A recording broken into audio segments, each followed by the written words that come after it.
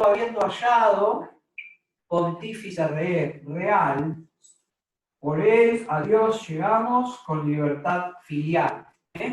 Himno 252, vamos a cantar.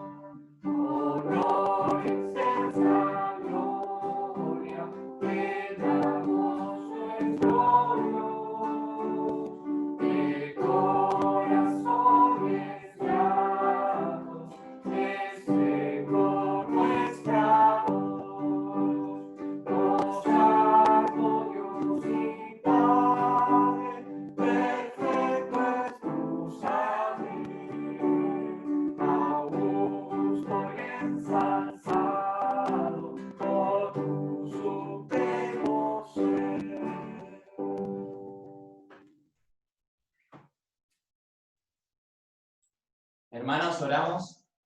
Señor Padre Celestial, te queremos agradecer, como decía con este himno, Señor, que podemos alabarte con gozo, Señor, con júbilo, Padre. Gracias porque podemos hacerlo con confianza, Señor.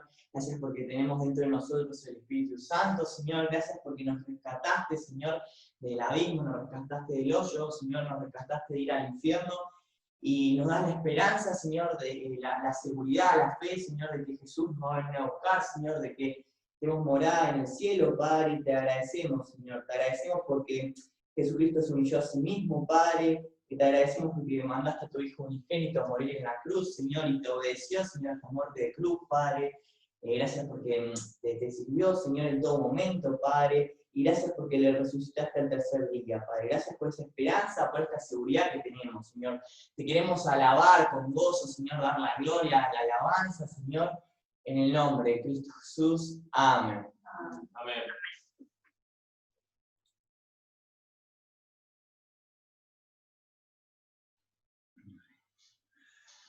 ¿Qué tal, hermanos?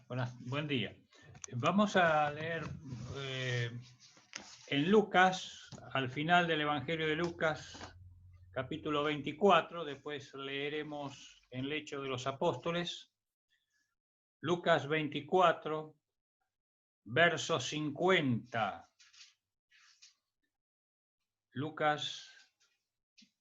Evangelio de Lucas 24, 50 dice: y lo sacó fuera hasta Betania, y alzando sus manos, los bendijo. Y aconteció que bendiciéndolos, se separó de ellos, y fue llevado arriba al cielo. Ellos, después de haberle adorado, volvieron a Jerusalén con gran gozo, y estaban siempre en el templo, alabando y bendiciendo a Dios. Amén. Y Hechos, continúa Lucas el relato que había culminado en el Evangelio. Sabemos que él está escribiendo a un tal Teófilo, ambas cartas. Dice en el capítulo 1 y versículo 6, perdón, a partir del versículo 6. Hechos 1:6. Entonces los que se habían reunido le preguntaron diciendo: Señor, ¿restaurarás el reino de Israel en este tiempo? Y les dijo: no os toca a vosotros saber los tiempos o las sazones que el Padre puso en su sola potestad, pero recibiréis poder cuando haya venido sobre vosotros el Espíritu, y me seréis testigos en Jerusalén, en toda Judea, en Samaria y hasta lo último de la tierra.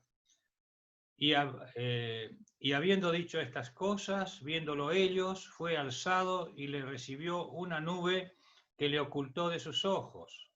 Y estando ellos con los ojos puestos en el cielo, entre tanto que él se iba, he aquí se pusieron junto a ellos 2 varones con vestiduras blancas, los cuales también les dijeron: varones Galileos, ¿por qué estáis mirando al cielo? Este mismo Jesús, que ha sido tomado de vosotros al cielo, así vendrá como le habéis visto ir al cielo. Entonces se volvieron a Jerusalén desde el monte que se llama del Olivar, el cual está cerca de Jerusalén, camino de un día de reposo. Y entrando, subieron al aposento alto, donde moraban Pedro y Jacobo, Juan, Andrés, Felipe, Tomás, Bartolomé, Mateo, Jacobo, hijo de Alfeo, Simón el celote y Judas, hermano de Jacobo. Todos estos perseveraban unánimes en oración y ruego con las mujeres y con María, la madre de Jesús, y con sus hermanos. En aquellos días Pedro se levantó en medio de los hermanos, y los reunidos eran como 120 en número, y dijo: varones hermanos, era necesario que se cumpliese la escritura en que el Espíritu Santo habló antes por boca de David acerca de Judas, que fue guía de los que prendieron a Jesús, y era contado con nosotros, y tenía parte en este ministerio. Este, pues, con el salario de su iniquidad, adquirió un campo, y cayendo de cabeza se reventó por la mitad, y todas sus entrañas se derramaron. Y fue notorio a todos los habitantes de Jerusalén, de tal manera que aquel campo se llama en su propia lengua Acéldama, que quiere decir campo de sangre, porque está escrito en el libro de los Salmos: sea hecha desierta su habitación, y no haya quien more en ella, y tome otro su oficio. Es necesario, pues, que de estos hombres que han estado junto con nosotros todo el tiempo que el Señor Jesús entraba y salía entre nosotros, comenzando desde el bautismo de Juan hasta el día en que de entre nosotros fue recibido arriba, uno se ha hecho testigo con nosotros de su resurrección. Y señalaron a 2, a José llamado Barsabás, que tenía por sobrenombre Justo, y a Matías. Y orando dijeron: tu Señor, que conoce los corazones de todos, muestra cuál de estos 2 has escogido para que tome la parte de este ministerio y apostolado de que cayó Judas por transgresión para irse a su propio lugar. Y les echaron suerte, y la suerte cayó sobre Matías, y fue contado con los 11 apóstoles. Bueno, después sigue el relato respecto al descenso del Espíritu Santo, que ya que en otras oportunidades también hemos visto, y bueno, que ya conocemos perfectamente bien. Bueno, acá es el hecho de la ascensión del Señor Jesucristo. A veces no tratamos tanto esta parte de la vida del Señor Jesucristo en su ascensión. La ascensión de nuestro Señor Jesucristo va mucho más allá de lo que es su resurrección. La ascensión implica la entronación. Este Jesucristo, que ya había sido resucitado y que era visible a los ojos de todos los que estaban ahí presentes, se alejó de sus discípulos pasando directamente al cielo de donde él había venido, el lugar que él ya tenía antes de venir a esta tierra. Así que volvió a través de esa forma tan visible que pudieron ser palpadas por todos los que estaban presentes. Bueno, la ascensión de nuestro Señor indudablemente fue el resultado del cumplimiento de la obra que él ya había consumado, que era la obra de redención. Así que lo único que faltaba es que él volviera al cielo, porque el propósito del Señor Jesucristo había sido ese, venir a redimir nuestras almas. Así que la ascensión del Señor está de acuerdo a lo que fue su carácter de su vida, su carácter y sus milagros, sus hechos, está en consecuencia a todo lo que él ya había manifestado en su ministerio y lo que ya había culminado allí en la cruz del Calvario. Así que ya no tenía más motivo, propósito para estar, porque ya él había cumplido su propósito. Y además era necesario que eso ocurriera. ¿Por qué? Porque era importante que descendiera el Espíritu Santo y estuviera en cada uno de los suyos. Si él no hubiera ascendido, el Espíritu Santo no hubiera estado en cada uno de nosotros. Así que nosotros notamos a través de este relato que el Señor Jesucristo no desapareció como en otras oportunidades. Yo no sé si ustedes recuerdan, cuando el Señor, en una oportunidad, quisieron tomarle para despeñarlo y sacárselo de encima para matarlo, dice que él se pasó de entre medio de ellos y desapareció. De una manera fantástica, que los demás, enceguecidos, el Señor encegueció la vista de estas personas y él se fue del medio y y después lo encontraron de nuevo. También ocurrió con los transeúntes que iban a Emaús, a la aldea de Emaús, cuando el Señor apareció después de la resurrección. Él estuvo con estos dos y se desapareció del medio de ellos, pero apareció después con los suyos allí en el aposento alto. Así que esas apariciones fueron producto de una situación distinta a la que ahora estamos nosotros leyendo. El Señor Jesús se marchó de al lado de ellos, de sus discípulos y de esa multitud que estaban con él, que dice que eran como 120, para irse al cielo. Y ahí no tuvieron ninguna duda alguna que ya no le verían más, por lo menos en la tierra. Sabían perfectamente que ya no iba a tener ninguna aparición. Y lo hizo a la luz del día, a la vista de todos, como dice allí Hechos 1:9, viéndole ellos fue alzado. Así que no cabía duda de ningún tipo de error, ni de alucinación. Él se iba al cielo corporalmente, físicamente, con ese cuerpo humano transformado, extendiendo sus manos en señal de bendición, donde estaban las marcas que él tenía, que había sufrido allí en la cruz, de los clavos. Apenas ascendido, el Señor Jesucristo comenzó un ministerio distinto al que tenía cuando estaba aquí en la tierra. Y es el ministerio de intercesión o de abogado. Es la posición que justamente ahora el Señor Jesucristo tiene en el cielo, delante del Padre, en beneficio de los suyos, de cada uno de nosotros. Así que en ausencia de su presencia corporal, los discípulos gozaríamos de su omnipotencia espiritual. Así que la ascensión fue parte del ministerio del Señor a nuestro favor. Por eso la ascensión implica que su muerte tuvo un valor expiatorio, un valor, como dijimos, redentor, y que la ley que pesaba sobre cada uno de nosotros, sobre los hombres, había sido cumplida a favor del hombre. ¿Cuál era esa ley? La muerte.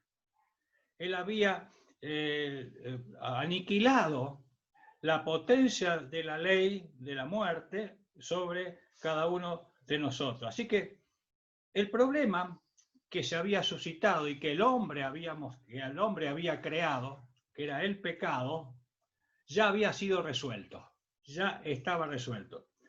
Y por lo tanto, ahora el Señor capacitó a sus discípulos para explicar la desaparición física de él.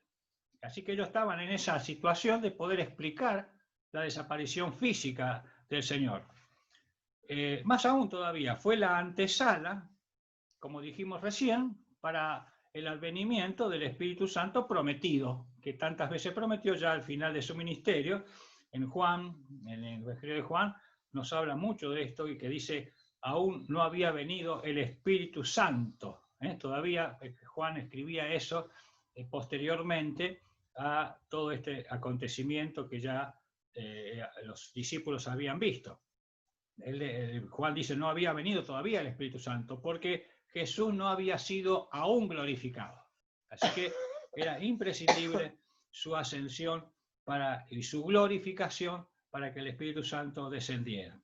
Así que el Señor abrió la puerta para el descenso del Espíritu Santo allí en Pentecostés, luego de la evidencia que tuvieron los suyos durante 40 días. El Señor se apareció a sus discípulos. No se apareció a Pilato, al Sanedrín, que lo había juzgado. No se apareció a los enemigos del Señor. Se apareció solamente a los suyos, que es la manera en que se va a aparecer cuando Él venga o retornar a buscar a su iglesia. Va a aparecer a los suyos. Y Él podía haber dicho, bueno, presentarse con el cuerpo glorificado, allí resucitado delante de Pilato, decirle, y acá estoy, o al Sanedrín, y ahora qué dicen ustedes, acá estoy. No, el Señor no hizo eso, porque el propósito del Señor no era eso, no era manifestarse de esa manera, sino porque realmente había cumplido lo que correspondía. Bueno, entonces, como dije, después de estos 40 días de plena certidumbre de su resurrección, que había sido delante de miles de personas, como dice Pablo ya en Corintios, en una oportunidad se apareció a 500 discípulos al mismo tiempo, a Pedro, a Jacobo, a él mismo. Bueno, el Señor desaparece delante de los ojos de sus propios discípulos para ir al mismo cielo. Ahora, hubo 10 días que ellos estuvieron sin la presencia del Señor, esperando la venida del Señor. Una vez, hace poquito dijimos, ¿ellos sabían que tenían que esperar 10 días? No, no sabían. El Señor dijo dentro de pocos días, pero no sabían cuánto. Así que podía haberle tomado la ansiedad, podían haber estado preocupados, ansiosos por saber cuántos días más tenían que estar esperando. No. ¿Qué hicieron ese tiempo de esos 10 días mientras aguardaban el descenso de la promesa del Espíritu Santo? Ustedes saben que el Señor se fue desde el Monte de los Olivos. El Monte de los Olivos, el Monte Moría, el Monte de Jerusalén es el mismo, que está a menos de 1 kilómetro allí de Jerusalén, a una altura, según dicen, de 60, 70 metros sobre la ciudad. Descienden los discípulos y cuando descienden, están ahí aguardando ese momento del descenso. ¿Qué harían ellos? Bueno, estaban orando. Ya las oraciones en ese momento seguramente ya estaban siendo hechas en el nombre de Jesús, que antes no lo hacían. Estaban hechas en el nombre, porque así les había enseñado que fueran en el nombre de Jesús. ¿Y quiénes estaban allí? Bueno, ya hemos leído quiénes estaban. Estaban los 11 discípulos, porque ya Judas, por supuesto, no era un creyente, era una persona que había engañado a todos, menos al Señor, por supuesto. Ahora, ¿por qué el Señor permitió que ese hombre engañador estuviera con ellos? Bueno, hay una respuesta, para que se cumpla la Escritura, para que sepan que uno de los acontecimientos que iba a ser que Jesús era el Mesías, es que uno de ellos iba a ser el traidor. Pero un traidor que no se iba a arrepentir, un engañador que no se iba a arrepentir. Así que esa era la señal de que él era el Mesías, porque se cumplió lo que decía las Escrituras. Ahora bien, allí estaban los discípulos, pero también estaban los hermanos del Señor Jesús. Menciona a 4 de ellos, varones. Se supone que habría por lo menos también las hermanas. No sabemos cuántas hermanas tuvo, mujeres, porque no se da el nombre de ellas, pero por lo menos debe haber habido 2 como mínimo, porque dice sus hermanas también, dice en otra porción de los evangelios. Y también se la menciona a María, a la madre del Señor. Y dicho sea de paso, es la última vez que se la menciona en la palabra de Dios a María, la madre del Señor. Acá, es la última mención de ella. También estaba María Magdalena, las otras mujeres, las esposas seguramente de los apóstoles, de los discípulos, estaban las esposas de ellos. Estarían aquellos 70 que el Señor envió de 2 en 2. ¿Recuerdan que el Señor envió de 2 en 2 para preparar el camino donde Él iba a ir a visitar esas ciudades? Bueno, estarían ellos con sus esposas, seguramente, los discípulos que habían ido a Emaús, y así Marta, María, Lázaro, que había sido resucitado una semana antes.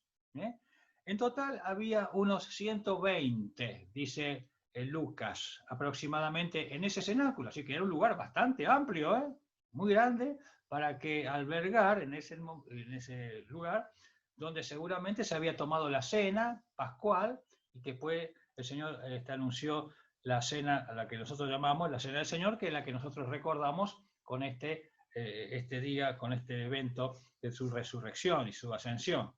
Así que ellos estaban allí aguardando en piadoso recogimiento y también meditando todas aquellas cosas que el Señor en esos 40 días les había enseñado, de su ascensión, de su glorificación, de todos sus propósitos, de los planes.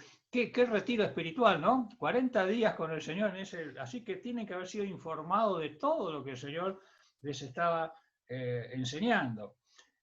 Así que, bueno, ¿qué hicieron en ese tiempo? Bueno, como dijimos, oraban, y este hecho de escoger al que tenía que ocupar el lugar de Judas, algunos dicen que Pedro se equivocó, porque no debió haber hecho eso, porque el que ocupó ese lugar fue Pablo. Pero yo creo que no, bajo ningún punto de vista, porque la Escritura dice para que se cumpliera la Escritura, que otro ocupe su oficio. Y era una profecía dada por David en los Salmos, que tenía que cumplirse, que otro tenía que ocupar su oficio. Claro, las personas que allí se mencionan, a 2 de los que se mencionan, que seguramente sería a lo mejor alguno de los 70 que habían sido enviados con el Señor, se supone, era este hombre José y Matías, y echaron suerte a la manera que se hacía en el Antiguo Testamento.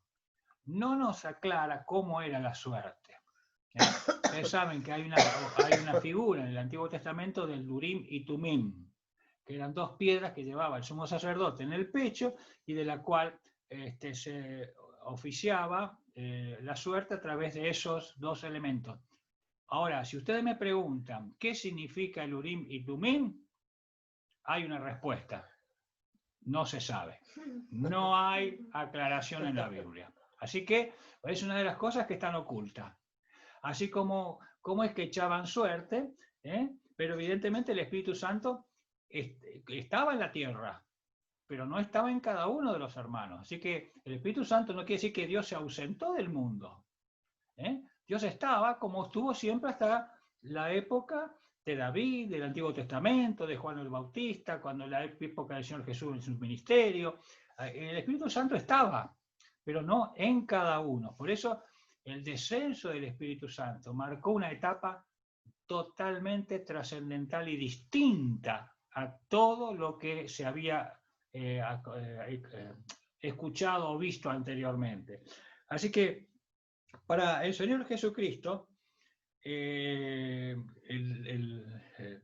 la ascensión, como dijimos, volviendo al resultado, eso es el resultado de su obediencia, de toda su obediencia. Y su obediencia fue dar su vida hasta la muerte, hasta la muerte.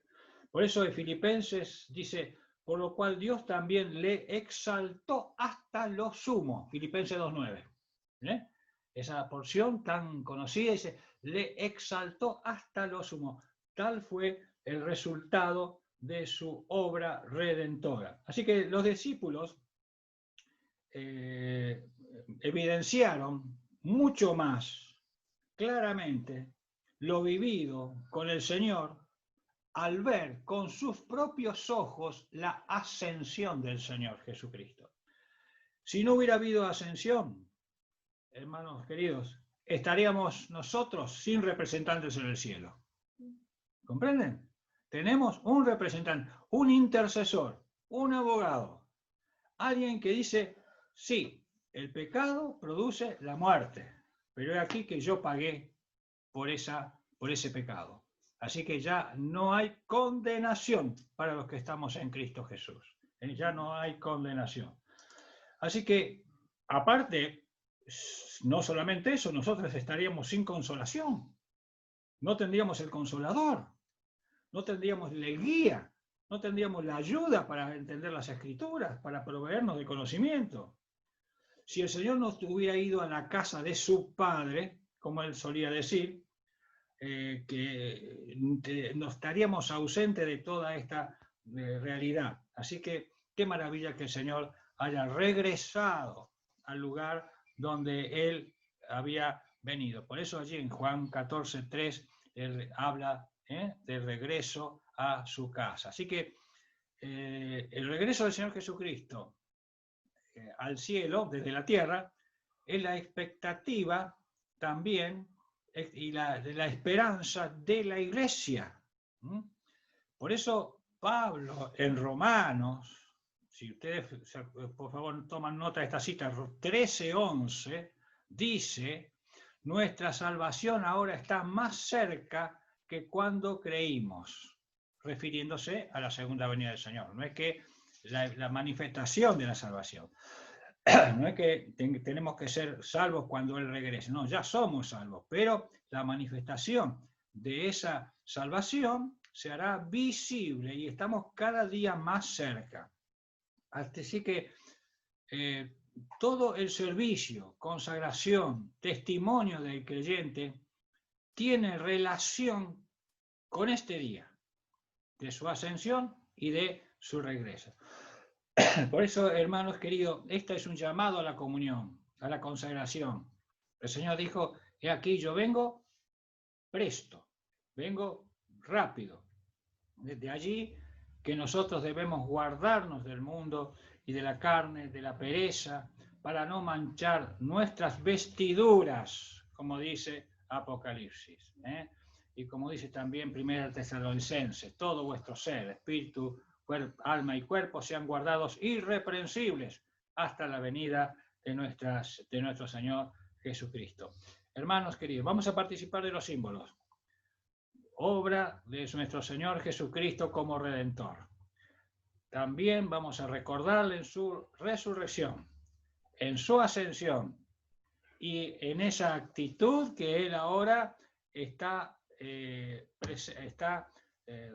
haciendo, ese servicio que le está haciendo de interceder, de abogar, hasta que en la potestad del Padre decida el Señor cuándo enviar a su Hijo para rescatarnos solamente a cada uno de nosotros, en forma visible a los suyos, y luego los que vivimos, y luego, inmediatamente en segunda posición, los que han dormido en Él serán también arrebatados con el Señor. Y así estaremos con Él, como dice la Biblia, por muchos siglos, por muchos años, para siempre. Que esta sea sea el motivo de nuestra gratitud en esta mañana y de esta esperanza que cada uno de nosotros tenemos el privilegio de poder disfrutar. Que el Señor les bendiga.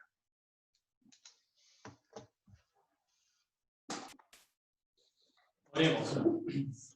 Padre Celestial, te damos gracias porque tenemos nuestra esperanza, nuestra expectativa en los cielos, Padre. Gracias porque nuestro Salvador, el Señor Jesús, murió por cada uno de nosotros. Gracias porque al tercer día le levantaste de los muertos. Gracias porque ascendió a los cielos para abogar por nosotros, también para prepararnos un lugar allá en los cielos. Y anhelamos su vuelta, Padre. Día a día miramos a los cielos y anhelamos que Él venga a buscarnos, que nos llame desde los cielos, Padre, para estar en la gloria. Padre, anhelamos ese día, y mientras tanto en esta tierra corruptible, en esta tierra de maldad, Padre, queremos seguir recordando y celebrando, Padre, esa muerte y esa resurrección de Cristo. Por eso lo hacemos a través de estos símbolos, símbolo, el pan de su cuerpo, entregado y roto en la cruz del Calvario por nosotros, y la sangre y el vino, el símbolo de la sangre preciosa derramada en esa cruz, que nos limpió de todo pecado, una vez y para siempre. Gracias por el Salvador, gracias, Padre, porque tenemos esperanza. Te agradecemos en el nombre del Señor Jesús. Amén.